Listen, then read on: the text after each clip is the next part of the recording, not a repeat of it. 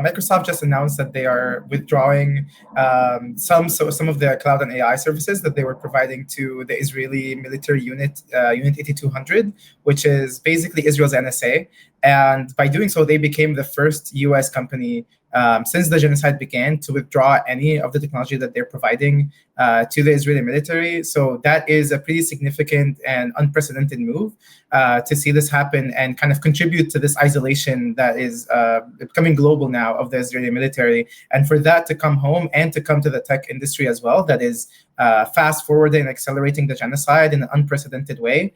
We are witnessing the world's first AI-assisted genocide in the world. So for that to happen from Microsoft as well, like one of the most valuable companies, one of the most powerful companies in the world, is a pretty significant win. But it's also important to also be sober about what it's not. And it's not the sort of complete break with the Israeli military that we had been campaigning for almost 2 years. It's only a partial win because they're only stopping some of the services to only one military unit.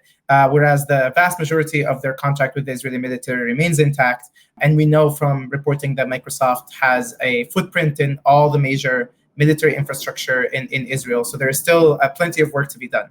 I think a lot of people talk about this and how tech is involved in Israel, but we don't really understand how it works. So can you break down how this works for people, especially for people who are not in the tech industry? And then also talk about what no Azure for apartheid is. Absolutely. So Microsoft, along with Google and Amazon, so they're three biggest cloud providers in the world. What they do is they provide cloud services, so that includes storage, computing services, AI services to the Israeli military.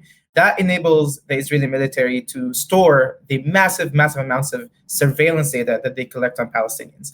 That includes the phone calls that we've seen revealed recently, but it also includes text messages, locations, information, all kinds of data that they are able to collect through espionage, through surveillance about Palestinian people. So one thing is simply just storage. And one of the problems the Israeli military had after October 7 is they started relying even more on that surveillance data, and they simply do not have enough servers in Israel to store all of that. So they had to outsource that scale to companies like Microsoft, Google, and Amazon. Only they can have the kind of scale that the Israeli military needs. So that's one thing. Second is for them to be able to sift through that massive amounts of data, they automate pretty much everything. So transcribing, translation, so like kind of aggregating that information. Again, all of that is also done using AI services that are provided by Microsoft and other companies, as well as taking that data. And the most dangerous part, or the craziest part, is then feeding that data into AI systems that decide who is a terrorist and who is not, according to the Israeli military, who they deem as a target. They track people until they are home and send a signal to the Israeli military to strike them when they are home with their families, specifically.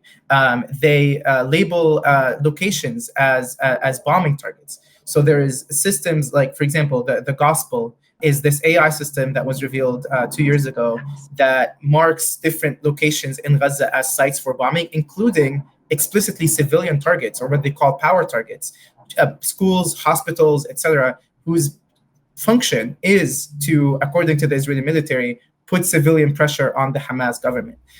There is Lavender, which marks individuals as terrorists, and again, as people of interest. And there's Where's Daddy, that again tracks people in physical space and waits until they're home to send a signal to bomb them. So that entire ecosystem has enabled the Israeli military to vastly accelerate its genocide in levels never before seen. So before, the amount of time it would take to, let's say if it takes 1 week to authorize one airstrike, they can now authorize 20 airstrikes in the same amount of time. So if not more.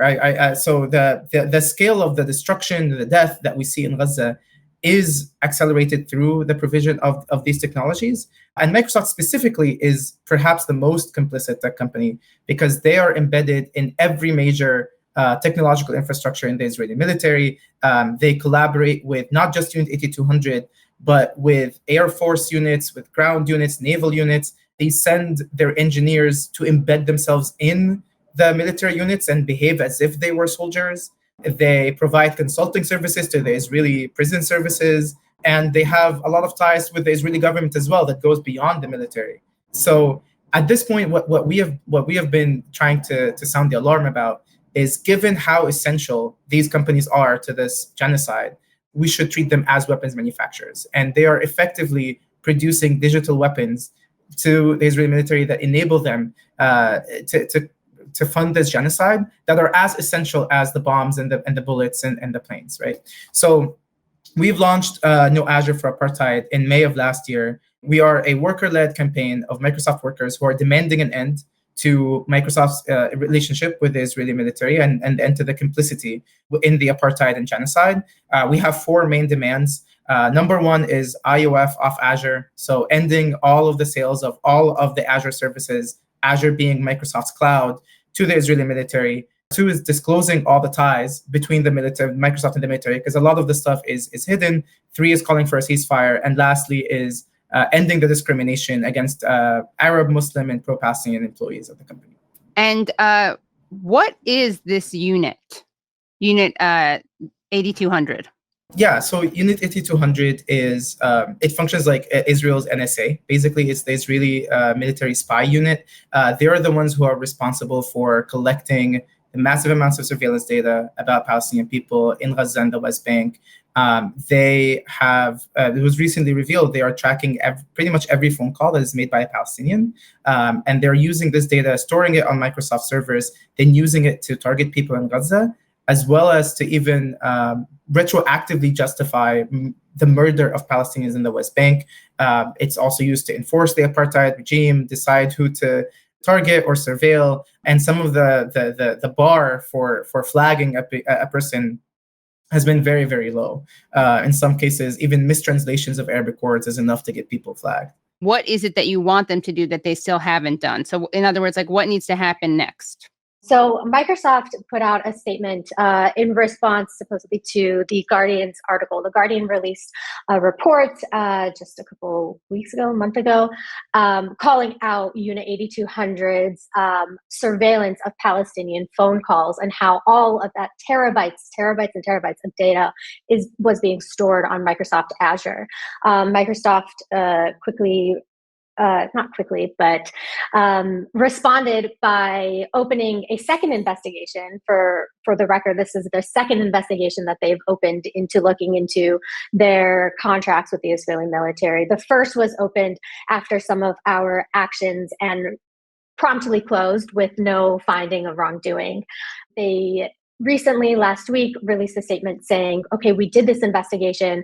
Some of these claims that were made in this article were true, and we have withdrawn services from Unit 8200, but only some services. So this includes storage services and some AI services, but they have not cut the contract with Unit 8200. And furthermore, they have not cut the contracts with other units within Microsoft. I think it is important to call out, though, that Microsoft would never have made this decision to cut these services to Israeli Unit 8200 without the direct and sustained pressure applied by Microsoft workers and community members for nearly 2 years. And this news of their involvement in Israeli apartheid and occupation and genocide isn't news to them. They've had this relationship for more than 30 years. And the current CEO has even met with the head of Unit 8200 to make this deal nearly 4 years ago. So they cannot claim ignorance. They cannot claim that they didn't know about this. And it's no coincidence that when we sent out a worker petition to executives back in May, that is when they released their blog post or statement about the first investigation. It's no coincidence that Brad Smith held a press conference in his office addressing Microsoft's complicity publicly just after we staged a sit-in in that same office. And it's no coincidence that weeks after our liberated zone encampments and the sit-in at Microsoft Global Headquarters, that this is the moment where CEOs have finally decided to take some action. And while this step is unprecedented, making Microsoft, again, the first major tech company to withdraw services from the Israeli military since the start of the genocide, this is simply not enough. We know that big tech is deeply complicit in the economy of occupation and genocide. But this action that they've taken is proof that targeted direct action can and does move seemingly immovable mountains. They've shown us their hand. They've shown us what our power can do. And the worst thing we can do right now is ease off the gas and thank them for this action. I think I would just like to kind of extend this idea of tech weapons being used in genocide just to the broader context of global systems of militarism, colonial violence. These companies don't just sell tools, they're selling the capacity to control, to surveil, to dominate at scale, no matter where it is around the world. Cloud infrastructure, as we've said, has become the technological backbone of occupation and genocide. Machine learning models are being used as essentially policing engines when it comes to algorithms in social media, to repress, to silence, and to also surveil people. And these systems, even surveillance systems for biometrics, have become border enforcement tools or tools that ICE is using in detention centers. Whether it's Israel's apartheid regime or US military ICE detention systems, like tech enables all of these militarized systems. It's Palestine today, but it's all of us tomorrow.